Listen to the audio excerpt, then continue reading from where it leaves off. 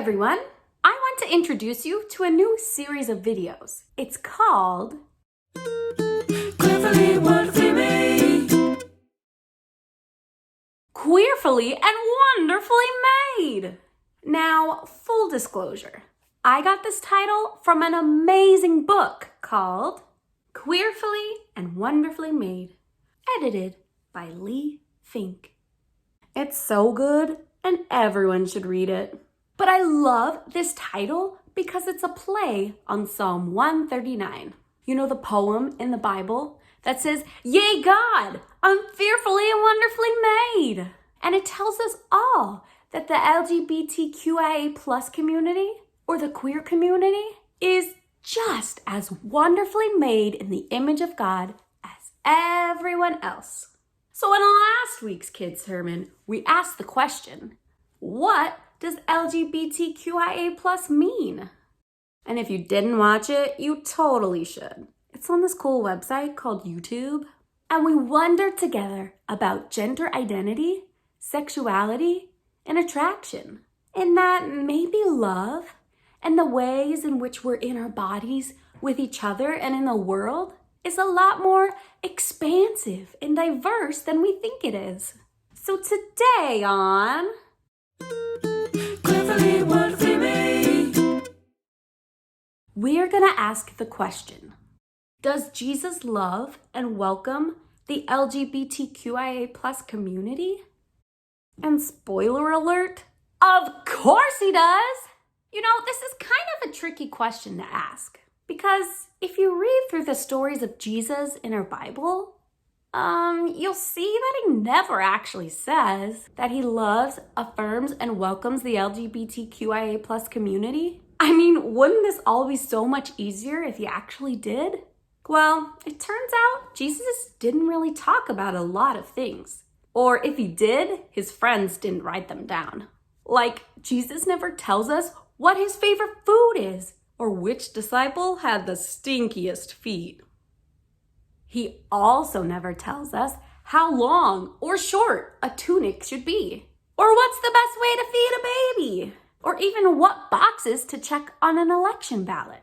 And sometimes Christians can take Jesus' silence on specific issues and fill it with their own opinions. And that can lead to some pretty hurtful and even harmful ways of thinking. So what can we do when we're curious about something that Jesus doesn't seem to talk a lot about? Well, we can ask this question. HWJR. How would Jesus respond? We can look at everything else that's written down about what Jesus said and did while he was living on our earth, and then imagine how he might respond. So let's close our eyes and think for a second. Did Jesus ever break the traditional ways of thinking, believing, or acting in order to include someone who felt left out? Or did he ever honor those traditions to exclude someone? Who did Jesus most constantly critique or call out or stand up to? And who did he most consistently defend or take care of?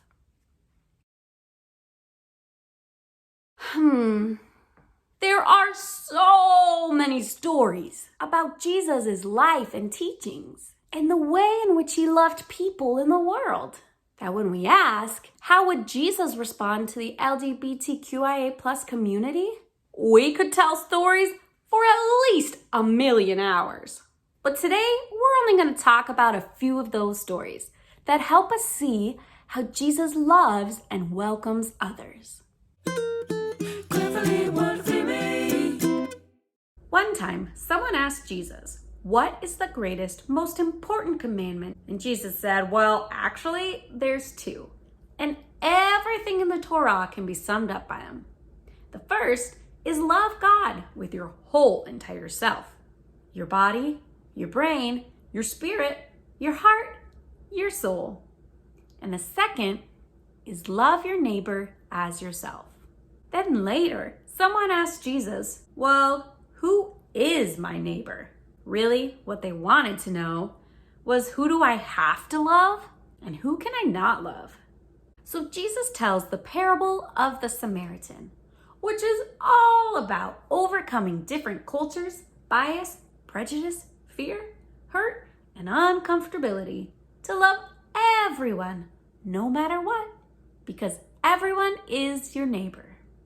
If Jesus says to love God, ourselves, and our neighbors, aka everyone, do you think Jesus loves and wants us to love people who identify as queer? Queerfully, wonderfully made. Now, another time, Jesus was teaching in Jerusalem, and he said, hey, so whatever you do or don't do to those who are hungry, sick, or in prison, to those who are excluded and left out, you do or don't do those same things to me. So if you don't love them, if you don't feed them, if you don't visit, include, or welcome them, then you don't do those things to me. If Jesus identifies with and empowers those who are excluded and left out, do you think Jesus stands with the LGBTQIA plus community?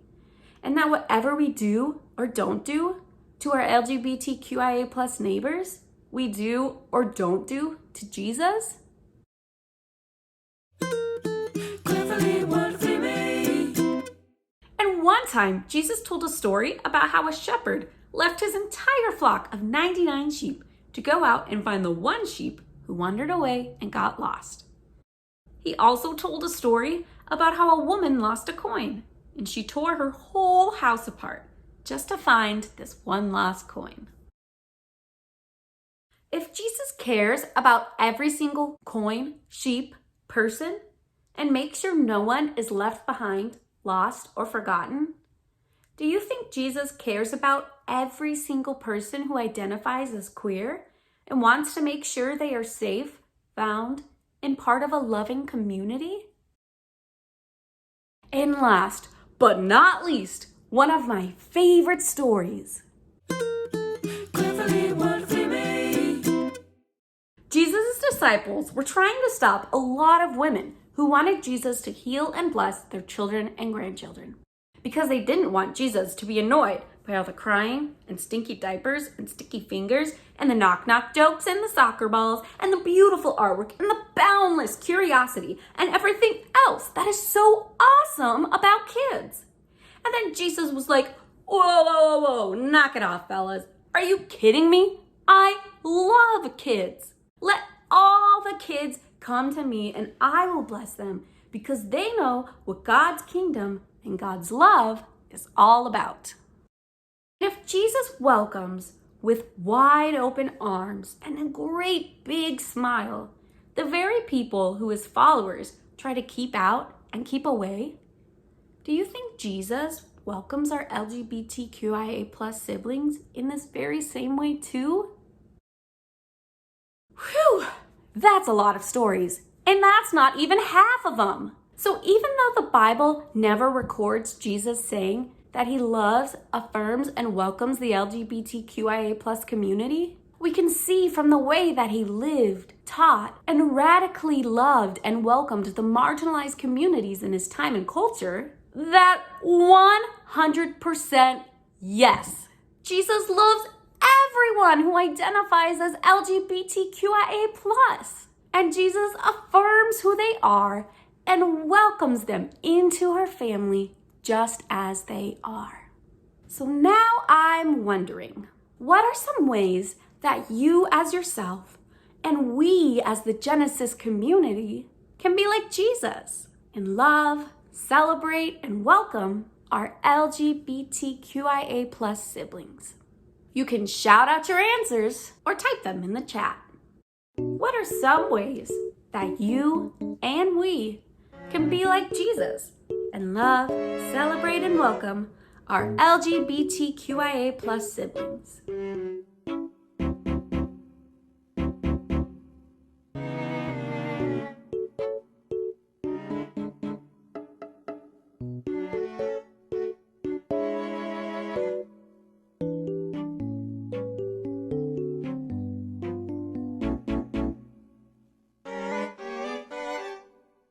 Thanks for sharing, everyone. I sure do love the way that you love. And thanks for learning with me. See you next time.